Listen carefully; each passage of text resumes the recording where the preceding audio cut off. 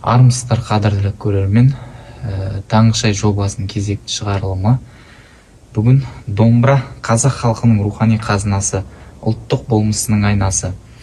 Қос ішектен төгілген күй ата-бабамыздың аманаты.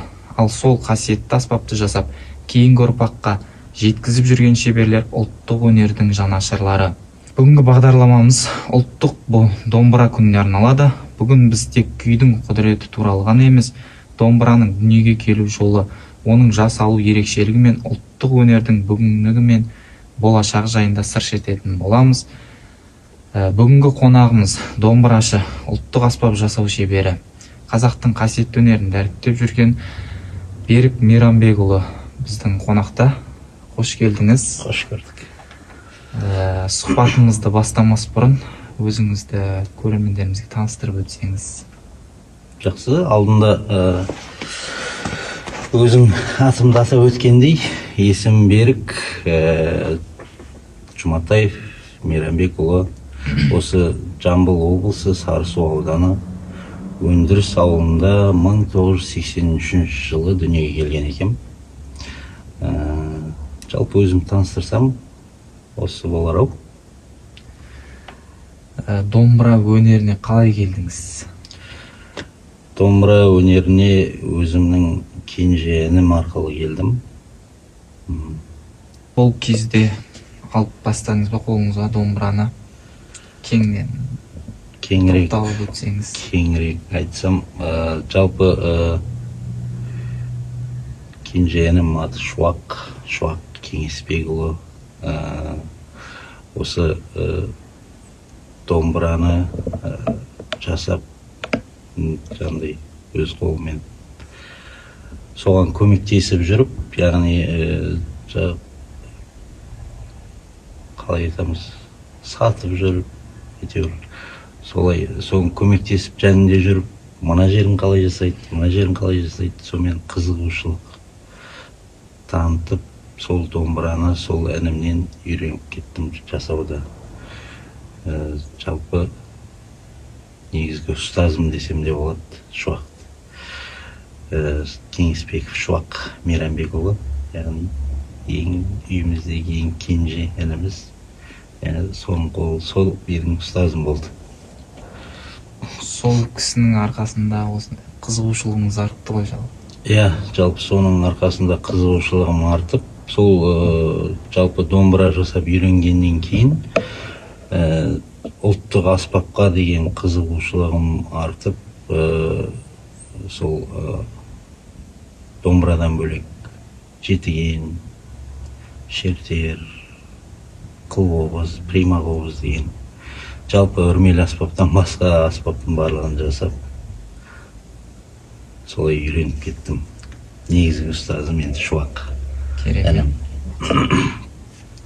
Енді жақсы домбыра жасау үшін қандай қасиет керек ер адамның бойына? Ер адамның бойында жалпы домбыра жасау ол өте сабырлықты қажет етеді, төзімділік. Өйткені ол майда жұмыстары көп, жалпақ тілмен щепетильный деп айтамыз ғой. Сондай жұмыстары көп, және адам өзінің қызығушылығы болу керек деп ойлаймын. Айтады ғой, Майлықожа атамыздың термесінде бір мысалы бар. Жаман тоймас мал десе, диқан тоймас жер десе дейді. Біз енді ағаш көрсек, соған бұл не ағаш, қызығушылығымыз танып, сол ағашты тексеріп, бұдан аспап жасауға бола ма деп, жаңағыдай ағашқа қарай бір бүйіріміз тартып тұрады. Жүрген жерімізде ағаш қарап жүреміз, жалпы ауруымыз сол деп айтуға да болады. Ағаш деп қалдыңыз, негізі домбыра жасау үшін өзінің арнайы ағашы бола ма? Домбыра жасау үшін, әрине, домбыра төзімді болу үшін, жағы домбыра шыққыр болу үшін, ол ағашына әлбетте көп байланысты. Соның ішінде, мысалы, негізгі бөліктерінің бірі домбыраның бет қақпағы. Сол бет қақпағын арнайы шырша, немесе қарағай. Қарағайдың өзінің түрі болады. Мысалы, балқарағай бет қақпаққа өтеді. Одан кейін жағы қарағайдың өзінің күнгей, теріскей беті деп бөлінеді. Оны шеберлер өзіміздің арамызда жаңағыдай ұрғашы қарағай, еркек қарағай деп жылдық сақиналарының жиіліктеріне қарап айтамыз. Енді ол былай жалпы халыққа таныс емес дүние, әрине. Біз енді шебер болғаннан кейін өзіміздің ортамызда сондай ортақ сөз тіркестеріміз бар еді. Ұрғашы қарағай, еркек қарағай деген сияқты. Және де осы домбыраны жасауға орта есеппен қанша уақыт кетеді? Домбыраны жасауға ол көп жағдайда шебердің көңіл күйіне байланысты. Жақсы домбыра жақсы ағаштан жаңағыдай ұзағырақ жасалады, жылдап жасалатын домбыра болады, айлап жасалатын домбыра болады. Енді бұлай жамандағанымыз емес, бір күнде 4-5 домбыра жасайтын шеберлер бар. Енді ондай шеберлерден біз ондай бір сапа күтпейміз. Әрине, жылдам жасалатын нәрсенің барлығы сол сапасы да жылдамырақ бұзылуға дайын тұратын нәрсе бар. Керемет. Енді домбыра жасауда көп кісілер тапсырыс беріп жатады. Сол кезде өзіңіздің есте қалған бір ерекше тапсырыстарыңызбен бөлісе отырсаңыз, ерекше қызықты оқиғаларыңыз болса. Жалпы бұл жерде енді көп жағдайда командный жұмыс қой. Екі шебер бірігіп жұмыс жасап жатқан кезде қызықты жайттар өте көп болады. Дегенмен қазір эфирде есіме түсіңкіремей отыр. Айта берсек, әңгімесі көп, әрине қызықты жағдайлар. Бір келесі бір жол түскенде айтып беремін қызықты әңгімелерді. Енді қазір жастардың домбыраға қызығушылығын қалай бағалайсыз? Қазіргі жастардың домбыраға қызығушылығы өте жақсы. Жалпы енді өзім былай анализ жасаған жоқпын. Бірақ ұзын құлақтан естуіміз бойынша осы біздің Алматының өзінде 5000-ға жуық шебер бар екен. Домбыра шебер. Енді жан-жақты одан бері бір 5-6 жыл уақыт өтті. Жан-жақтан қазір тағы да Шымкенттен шеберлер шығып жатыр. Біздің Тараздың өзінде мысалы үшін 10 шақты шебер бар. Оны Тараз жұрты біле бермейді мысалы үшін. Енді соның бәрін қарасаңыз, бір 6000-7000 шебер дегеннің өзінде солардың айына кем дегенде 10 домбырадан шыққанда әрқайсысынан ай сайын 60.000-70.000 домбыра Қазақстанның қай жағына кетіп жатыр деген сұрақ туындайды. Бұл дегеніміз әрине қызығушылық. Өйткені алдында өзім айтып кеткендей, диқан тоймас жер десе деп, кейбір күйшілер бар, кейбір әншілер бар, үйінде өзінің тарихымен жаңағындай, өзінің бір несімен 10 домбырадан, 15 домбырадан үйінде тұрған. Ол кісілер соны ырымдап өздері жинап домбыраларын.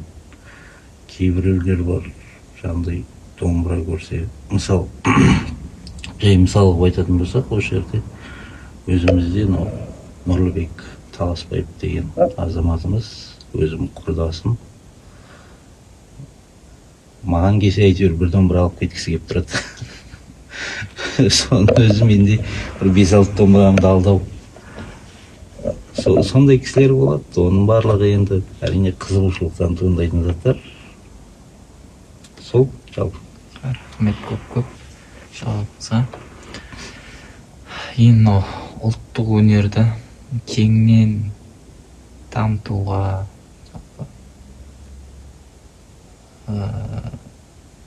тағы қандай атқарылатын жұмыстар керек деп ойлайсыз? Жалпы ұлттық өнерді кеңірек дамытуда, соның ішінде мынау ұлттық аспабымызды кеңінен таратуға бұл мемлекетіміз өте жақсы көмектесіп жатыр. Өте жақсы қолдап жатыр, танытып жатыр. Соның бір мысалының өзі осы домбыра күн президентіміздің белгілеп беруінің өзі біз үшін ол өте мәртебе және өте үлкен қолдау деп ойлаймын. Сіз үшін домбыра деген не? Бір сөзбен айтып кетсеңіз. Бір сөзбен айтып кетсем, мен үшін домбыра деген осы Қадыр Мырзаәлі атамыз айтқандай, нағыз қазақ қазақ емес, нағыз қазақ домбыра. Демек, ол домбыра мен үшін қазақ болмақ. Керемет. Енді домбыра күніне орай барша осы көрермендерімізге тілегіңіз болса, ыстық лебізіңіз болса.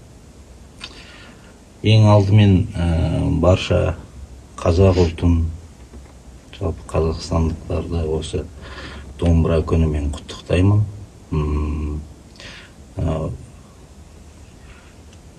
Президентіміз Қасым-Жомарт Тоқаевтың осы арнайы қазақ ұлтына деп домбыра күн белгілеп бергеніне мың алғыс. Жалпы әр қазақ шаңырағында бір домбыра ілулі тұрсын. Сол домбырадан қашанда көңілді әрі қуанышты күйлер ойнасын. Рахмет көп. Енді мына сұхбатымызды қорытындылай келе, домбыра халқымыздың жүрегінен орын алған қасиетті мұра. Оның үнін өшірмей, ұлттық өнерді ұрпақтан ұрпаққа жеткізу баршамыздың ортақ міндетіміз. Бүгінгі бағдарламамыздың қадірлі қонағы болған сізге көп рахмет. Сіздерге де. Уақыт бөліп, осындай сұхбатымызға келіп, өз ойыңызбен бөліскеніңізге, ақыл кеңестеріңізді айтқандарыңызға көптен көп рахмет. Ал ендеше келесі кездескенше аман сау болыңыздар.